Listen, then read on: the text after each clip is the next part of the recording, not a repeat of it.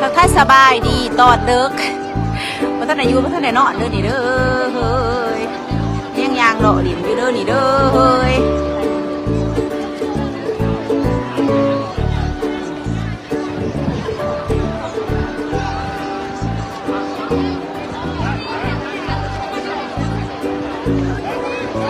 ถ่ายก่อนเนี่ย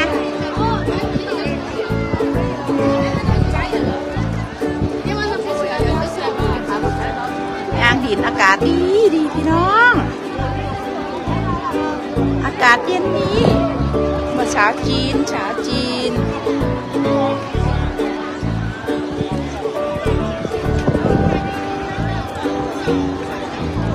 สวยงามโอ้ยลมเย็นสบายพี่น้องเลยมันลมเย็นดีใช้ประทันนอนบ่เก่า10 โมงได้อยู่นี่แล้วประทันนอนกับมาเบิ่งไรส์โซดน้ำกันเด้อพี่น้องบ้องปลายมาเบิ่งบ้านเบิ่งเมืองเพิ่นเด้อสวยงามมาก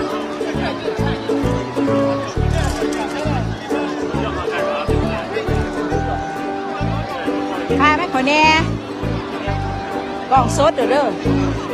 มากล่องแดง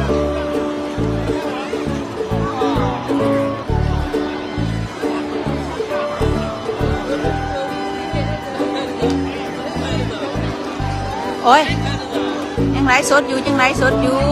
ฝาโถเขาคนโถเขาไลฟ์สดกับคนนอนเมื่อเดี๋ยวว่าจะมีใครมาเบิ่งโอ้เบิ่งว่าบ้านเมืองเพิ่นสวยงามเป็นมอคือสาวจีนตะปะแปะอยู่สาวจีนน้อย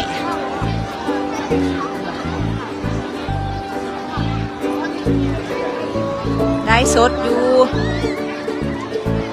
งามอาจีนมีแต่งามๆเห็นบ่อะไรแต่เว้นคอมเมนต์มาในพี่น้องเว้นขึ้นเป็นบ่ผู้สาวจีนแต่งาม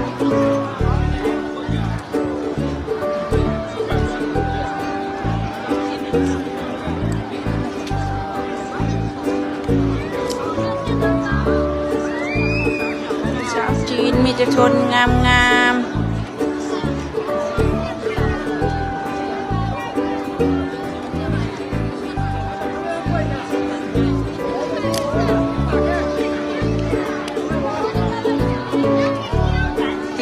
กินน้อยเห็นบ่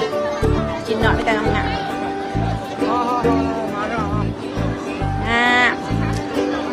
เป็นคนงามเลย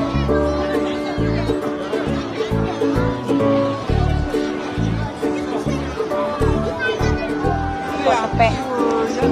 น่ะงะว่ากินน้อยภาษาจีนแต่งามโอ้ยบอกแม่ภาษาจีนมีแต่งาม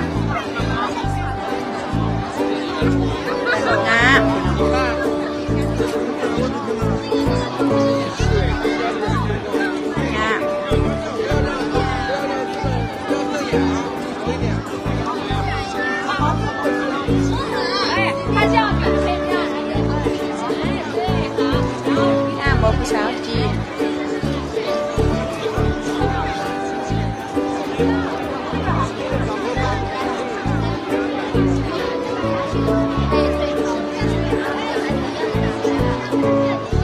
งานยางแม่บ้านเมืองงามลาย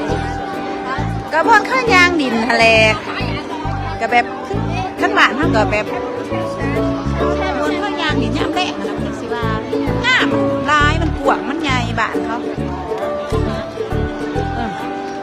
มันพ้นโบโต๊กเลยเหมือนอีกว่า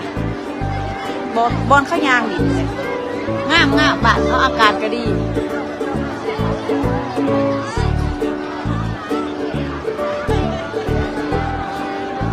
บอกไม่เป็นคนงาน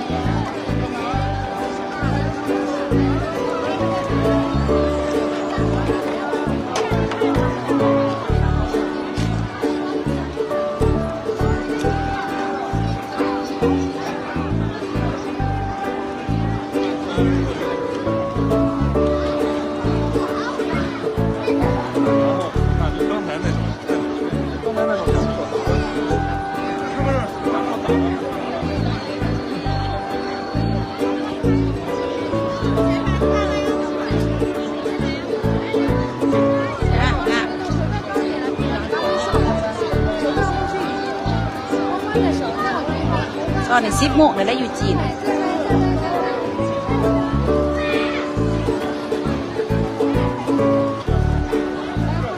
10 โมง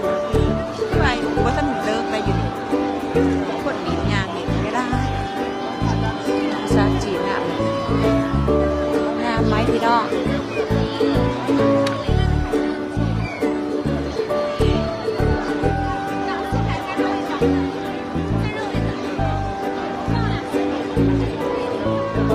คนเดินเล่น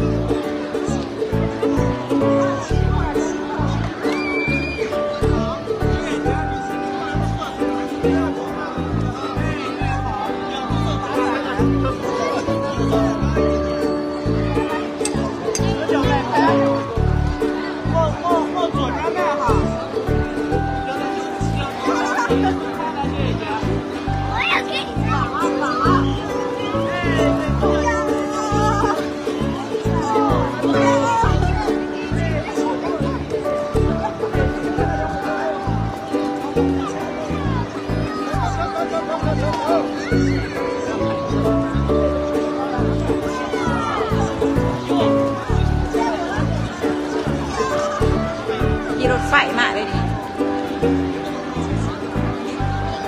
จากก่อนทางขี่รถไฟเอาตรวจเรียกทันใจตรวจจ่า